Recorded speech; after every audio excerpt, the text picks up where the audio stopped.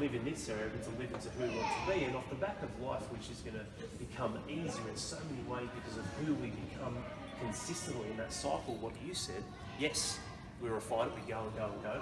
All of a sudden, when we have a tough time down here, and shit's hit the fan in our life, if we look at a baseline level, that lowest low in this period, whether it's 3 months, 6 months or 6 years, that lowest low that you guys will experience is still going to be higher than the highest high that you had back then. That's the beauty of it. You know, there'll be some hard stuff that happens. Stella might break the leg, break her arm. Not that I wish it. Something will happen that we do not control. It's always going to be something that happens that we don't control. But what we can control is how we progress in our life to seek that level of expansion and growth in who we want to continuously be. When I'm 70 years old, I'm never going to be the athlete that I was when I was 20, right? But where else have I grown in my life? Life isn't just about physical fitness and competency. It's about who you are as a human being and literally the energy you can put into the world, across the value you give to yourself and to your family, and what I call service to the world. We've all got gifts to give. It doesn't matter how big or small as someone measures it. And when we look at that identity cycle and continue looking to grow, knowing that there are going to be challenges and issues in our life, it does become easier in knowing that we can become greater and more adept at handling the circumstances that will continue to come at us and get thrown at us. This all looks good, Albert. How do we action? And that's the key. How do we take action to take action? And that's what I love about these things here. Just 2 things I'll touch on, boys. True power. Now, the reason why I really don't like the term knowledge is power is because of how much it's skewed the needle one way. Yes, it's a form, it's also low level action. If I read or get information or educate myself, it's action, but it's low level, it's only one thing. If all it took is information, how come the world isn't fixed of all its problems, right? The internet, get your phone out, bang, we're on. Super easy, all access. Now when we look at this and what we're doing, we can get super clear in understanding that, hey, knowledge alone isn't going to be the power for me. Knowledge alone isn't going to get me there. I need to take a collective of a couple of different things. This is going to really turn it one way and help me move forward.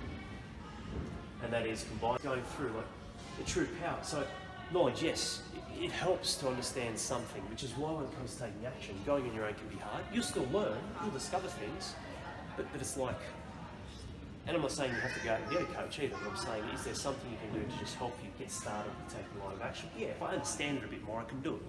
I just go for a 10K run without warming up and I destroy one of my hamstrings. It's like, oh, okay, cool, I understand I should do a bit of a warm up first and stretch and limber up, and okay, now I can take action.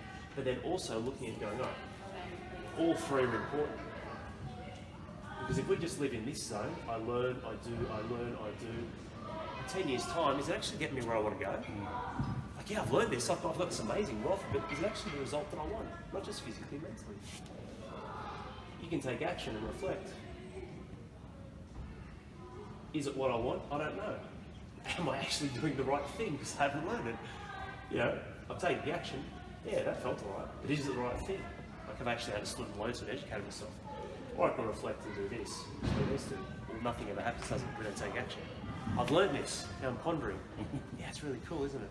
Yeah, I'll do that. I might do that one day. Hey, I've learned this as well. It's really cool. I've found this as well. I've got like 30 audio. I've got like 30 audio books. I've listened to about 18 of them. The other 12 I'm like, I know if I just listen to them all in one hit, there's going to be great things, but I'll just miss so many little gifts. Yeah. So I'm just going to hit one. If it means I'm going to listen to one in the car and repeat that, and that one's going to see me for the next 2 months, it's going to work. It's going to move me forward instead of going, I'm just going to consume. All right, I've got this, how can I apply it? What I spoke about the micro transitions in the environment is a book called The Third Space, Dr. Adam Fraser. It's a great book. I had a closed mind at first because at the start of it I wasn't really sure. Then I started to learn and then apply it to my own life. It's not necessarily about copying people, it's about looking at what someone's doing and going, how does that apply to me in my own language? Which is why I love doing this stuff. Lots of different cues to try and get you to trigger into what it is that you want. Instead of just being black and white, I don't like being that way. And his book was good. He spoke about that. And he didn't talk about the example of going home into the family and all that, but I thought about that because I've got a lot of dates who are under a lot of pump, a lot of stress, and they go home, it's like, that's happening to me.